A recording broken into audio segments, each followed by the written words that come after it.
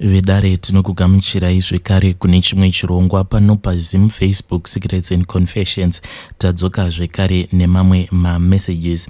Ndinoda kungotenda kune avo vanopotawo vachiuya vachiisa mavoice notes avo vachibatsira vana Haiti. Kana kuri kunzi unenge uchidawo kuzoti tinge tichizopostawo voice note rako pachirongwa chiya chatakati tinenge tichichiti miono yevedare. Aiwa, feel free kuuya kuinbox then mobva mazongosiya your voice note tobva tazomabatanidza tozoposta zvedu. Saka pane vamwe mukoma vedu avo vakazouya kuinbox kwangu vachiti, mukoma, inini zvangu handisi munhu anowanzokufarira kuenda public platform, but ndangotiwo ndinge ndichingouyawo kuzotaurawo nyaya yangu. Mukoma, inini ndiri kusanganawo nedambudziko reBetway. Betway yandiparadzira mari and addiction yacho mukoma handichatombozivi kuti zvino ndoicontrola sei, because kunyangwe ndikazama kuti ndinge ndichizvicontrola but ndinototadza. And mistake yandakaita ndeyekuti kubva zvandakatanga kuita zvinhu izvi zveBetway ndiri munhu uya wekuti ndainge ndichingozviita muchivande, mukadzi wangu asingazvizivi kuti ndo zvandainge ndichiita izvozvo. Zvinhu izvi mukoma zvakatanga panguva iya yekuti korona yainge yanyanyisa kupisa, ndo pandakangotangawo kungoita zvinhu izvozvo zveBetway, but ndakabva ndazombomira mbichana. Asi pandakazodzoka mukoma ndakabva ndazodzoka. Dzimwe nguva ndainge ndichitobata, dzimwe nguva ndainge ndichiluza. Asi zvazvinoita mukoma ndezvekuti handizivi kuti vanhu vacho ava vakagadzira Betway iyoyo vane mishonga here yavo yavakabata, because inini zvandinoita ndezvekuti paya pandinenge ndichitamba handikwanise kutarisa kuti mari idzo dzandinenge ndichidhipozita mari idzodzo dzinenge dzakawanda sei. Ndinongofara chete kana ndichihwina, but kana ndichiluza handikwanise kukaunta malosses angu. Kana kuino vamwe vanhu vari kusangana nedambudziko iroro reBetway, please ngavandibatsirewo, because now zvazvava kuita ndezvekuti iye mudzimai wangu ava kutofungidzira kuti zvimwe kuda ndiri kumuhurira neumwe munhu, because movement dzangu mukoma hadzichatobonzwisisike. Ende kunze kwekuti inini ndinge ndichingozamawo kuti ndinge ndichimuexplainira kuti ndava nedambudziko yegambling addiction, but ndinotonzwa ndichimunyara. But to make matters worse, ndiri kutopreferya kuti iye mudzimai wangu ange achibatwa nestress iya yekufungidzira kuti zvimwe kuda murume wake ava nemagirlfriends, ava kuita zvemagirlfriends. So this thing yekuti mudzimai wangu ari kufungidzira kuti inini ndine magirlfriends, it has become a perfect cover for me, because dzimwe nguva ndinongokaruka ndangonyangarika pamba zvekuti mudzimai wangu anenge asingatombozivi kuti ko baba ava vangokaruka vatora motikari vakabuda vamboenda kupi. Izvo mukoma ndinenge ndatoenda zvangu kuHollywood Bets kana kuti kuBetway, ndobva ndaswera ndiriko ikoko. Ende mari idzo dzandinenge ndichishandisa mukoma, iye anogofungidzira kuti zvimwe kuda baba ava vari kudya mari nemahure. But mukoma ndiri munhu wekutoti the kind of a job that I am doing, I am a professional. Ndinonzwa ndichinyara kuti ndinge ndichiadmita kumudzimai wangu kuti ndasangana nedambudziko regambling, and I can't even understand kuti how come can I be addicted kuzvinhu zvekuti ndega ndiri kutoona kuti zviri kundiburitsira mari, but yet I cannot even stop. Dai yanga iri addiction yemadrugs, zvimwe kuda ndaikwanisa kukasika ndabatsirwa, but addiction yacho mukoma addiction yekuti inotogara mufoni mangu. Zvandinoita ndezvekuti kana ndikadyiwa mari hombe sezvakaitika mavhiki awo adarika, ndainge ndaloda 4,000 rands mukoma, ende pasina kana maminutes akawanda mukoma 4,000 rands yose iyoyo yandainge ndadhipozita muBetway yakabva yangoyenda mukoma, ndichitoona kuti zveshuwa mari yangu yaenda. Ende ndiri kutoshaya kuti ndozvifambisa sei. Dai paiva nenzira dzekuti ndaikwanisa hangu kuzvibloka access yekuti ndisakwanisa kuita madirect deposit kubva mubank straight ndichiendesa muHollywood Bets kana kuti muBetway, because tsoro dzangu mukoma ndo padziri kunofira ipapo.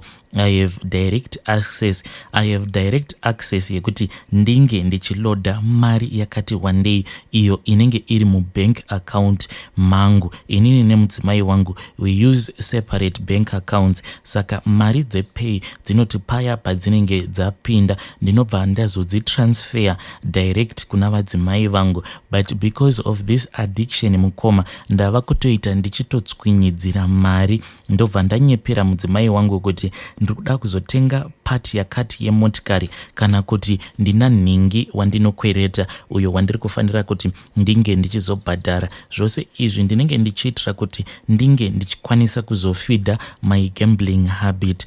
Ende mukoma paya pandinenge ndadyiwa ndinobva ndazotombozviudza kuti zviri nani kuti ndinge ndichi-uninstalla zvimaapu zvacho izvozvo zvinenge zviri mufoni mangu. Pasina kana nguva mukoma ndinobva ndatanga kunzwa futi kuti kana ndikangoenda pawebsite pacho this time kana ndikangobheja chete ndinobva ndawina. Saka I always deal with the last bet that I lost. Kana kuri kunzi ndinenge ndabva mukuluza 1000 ndinenge ndava kutambira kuti ndinenge ndava kutambira kuti Mwari dai mangondibatsira kuti ndinge ndichingoitawo rombo rakanaka ndongodzora zvangu 1000 riya. Saka what I do is that sometimes ndinobva ndazodeposita another 2000 and top ndichiziva kuti once kana ndikabheja 500 mari yangu inokwanisa kudzoka yakati one day. Sometimes mari yangu inobva yadzoka yakati one day, asi pandinozodyiwa mari iyoyo mukoma ndinobva ndanzwa ndichirwadziwa.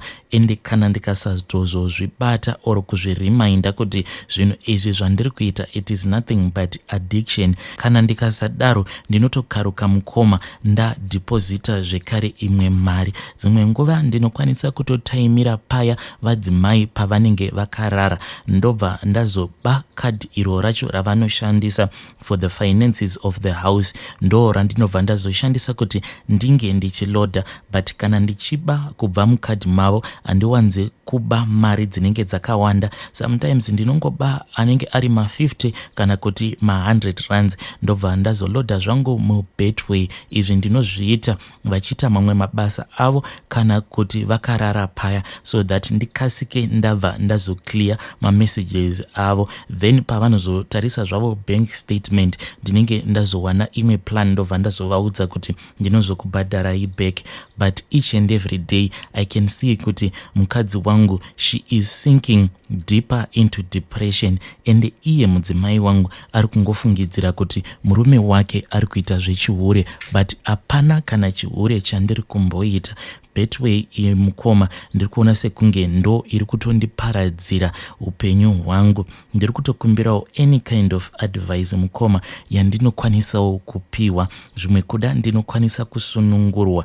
Vanhu ava inini ndinofungidzira kuti vanhu vakagadzira Betway yacho maybe vane mishonga, because why is it ndisingakwanise kuzvisunungura kubva kuaddiction iyi yandiri kusangana nayo. Mavhiki awo adarika mukoma sezvandakuudzai kuti ndakaluza about 4000 rands in a couple of minutes ndichitamba chiya chinonzi chiaviator. Ndainge ndichingozvivimbisa kuti zvino apa ndaona ndabata pakuru, and this thing it is really killing me kuti handikwanise kucalculata malosses angu. Ndinongocalculata paya chinenge chichiti you have won 100 kana kuti you have won 300 rands. Paya pachinenge chichindiudza kuti you have won, inini ndinenge ndichingoona sekunge ndiri kuwina, asi chandisingakwanise kucalculata mari idzo dzandinenge ndichideposita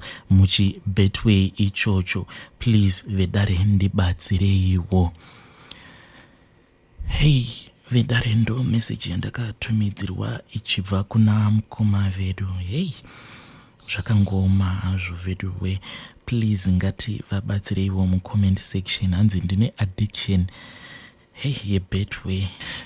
Vedare pane rimwe voice note randakatumidzirwa richibva kuna vamwe mukoma vedu saka vakatanga vatumidzira voice note ravo vachirondedzera ivo nyaya yavo iyo yavari kuti vakadyirwa mari dzakati wandei nevanhu avo vainge vachivavimbisa kuti vanokwanisa kuvaitira plan yekuti vange vachienda kuuk. Saka ndakabva ndazokumbira mukoma kuti vanyatsokurondedzera nyaya yavo kuti tikwanise kunyatsokunzwisisa. Saka ndo voice note iro ravakatitumidzira. Tumwe mukoma ndakunzwisisa nyaya yangu yakamira sekudai. Pa 2 years back ago ndaiplan kuzokuenda kuuk nemudzimai wangu. Saka pane wataifollowa wekumusha waikwanisa kutibetsera. Saka pakufollow apa takasvika kuzotaurirana muinbox zvikanzi nyaya yenyaya inedzi kana muchida ndikwanisa kubetserai but mafees andinoda makanipa 2000 tokwanisa kutaura ndokubetserai papers ebasa munoita ndakasenda. Sakanzi paida chizha sakanzi pakuda uyu mugadzire uyu muenda munogadzira mapasipoti chichi ndikati pasipoti ndinayo zvakaita sei zvakakwana ndinayo. Zvakanzi alright hazvinetsi but ndakangoramba nichipiwa promise zvakanzi mirirai zvinoita mapapers ndokusenderai munofila chinyi ndokugadzirirai. Ndakati it's fine ndotada kutaura kuwhatsapp. Saka ndakazotongomuka other day whatsapp haichashandi hakuchisina chinhu chaitika kuda kufollowa kupeji yandaifollowa yekufacebook iya yanga isisiko yabhiswa. Ndikati fine. Saka mukufamba vandaonawo imwe shamwari yangu yakandiudza kuti hakuna agent arudi anesa vanhu kucanada kana vachida ende tinoita sei tinotry. Tikati haisi fine. Saka takaenda kunotry. Agent yakanditi zvamafees angu andokubhadhara sei para makaya ne 30,000 ndo pane mari yake visa nemari yekugadzisa zvose izvozvo accommodation zvose. Saka takaona zvazviri nefriend yangu vatanobhadhara mariya 30. Takaenda akatiti unzai mapasipoti mapapers amunokwanisa kuti munokwanisa kuona basa chinyi vatamupa zvose zvakapera. Zvikanzi alright chinipai 2 weeks pa 2 weeks muzodii ndokufonera modzoka but kana muchipa 2 weeks andodzoka mumeka sure kuti mari yevisa maanayo. Tikati haisi problem mari yevisa inowanikwa. Saka pa 2 weeks padzakapera dziya hapana kwayakapinda patamira other week hapana. Ndopatakakuti shamwari yangu ngatisimuke tidzokere kukambani kwatakaenda kationa zvakamira sei. Tichisvika zvakanda kambani yakamova out. Yakaendepi hakuna anoziva. Yakangonzwa yakamova out paweekend. Hakuna inoziva chakadi zvakaita sei. Tagara apa neshungudzi kuda kuendawo kunana kunze kwenyika. Ndagara ndasangana futi zenemwe pafacebook irimo kwandogara kuno maofisi chari kuno kwandinogara kuno. Saka akataura neni akati aida ndikwanisa kuti ndibhadhara mari pafoni. Ndadii ndaya kuofisi kwani kuofisi kwako. Zvikanzi zvino yabva anipa adresi. Pandatoenda kuofisi kuya musi wekutanga ndakatotaura naye akatondiratidza maproof achiti tasa uya akabhadhara akatomugadzisa mapapers akatoenda uyu ndakatomubhadhara chichi akatondibhadhara mapapers akatoenda. Ndakatozoonawo ndikati zvedo munhu andodii anotengesa vanhu akati ndoda 25,000 pari kubhadhara kwanoita 25,000 ndibhadhara 10 yemapapers andinofanira kuita pa 10 aya paunouya uchizosaina mapapers uzondipa imwe 15 yacho. Ndakati haisi fine vandamupa 10 ndakaita zvokutomutransfera 10 mubank make. Ndabva ndagara kubva andifoni akati achiuya usaine mapapers kune mapapers abva ndo ndakamutaura kuti ndinoita zvema-aluminium ndine drivers ndinoita ndine class 2 yematrack. Akati kune mapapers abva kuuk kune kambani iruda munhu anoita zveinstaller zvema-aluminium nemashawa. Ndakati fine. Pandaenda kuuya zveda akatondiratidza mapapers anga abva vandafira madetails angu zvose vandapedza kubva ndichipa 15 yangu nekuti wanawa wachazotora nelawyer visa zvese vanokuitira zvose iwe chako kungoenda kana wasvikako vanozokudhidakitira mari yevisa nemari yendege. nemari yaaccommodation zvezvanozokubatisa kana wapa basa. Ndikati aisi fine, zviri bho. Pandatomba 15 yangasara njoti ndoda kumudzimai wangu madi marekedza basa pamuri kushanda uko madi maenda kumusha ndinenge musiyandi kunoita yangani pesa kuti wani mani nengo wakuenda. Saka mudzimai wangu angonyumwa akati imi madai matadza nei madi pamunoti imi makusimuka imi ndorizana basa ndokwira ndoenda kupi kumusha ndingatangorizana basa muchiri kunoku. It's fine. Saka munhu yakazondifonera akati shuya kune mapepers amwe ari kuuya kuti araudi wafana kuite sei usaini apa kwazosaina apa pawakumira kuti roya ruite sei rikufonere unokorita visa rako wobva kubhukira tiketi chichichi. Ndikati it's fine. Kubva ndaenda kuya bva ndanosaina pasina 2 days roya rakabva rafona akati ndiwe nhingi here. Ndikati ndini nhingi. Zvikanzi alright tina agent wakatotaura naye saka ndinoda kusangana nepersonal unokwanisa tisangana mangwana 12 uko kumtown. Ndikati aisi fine, hazvina kushata. Kubva andiudza pekusangana ndipa netime ya 12 uko kuti tidi tisangane. Saka ndikatodza mudzimai ndikati zviya zvadi zvaitika. Ndafuma mangwana 12 ndakatorega basa kwandaitoshanda. Vandatoudza ndikati handine maproblem kumba kwangu handina kusota.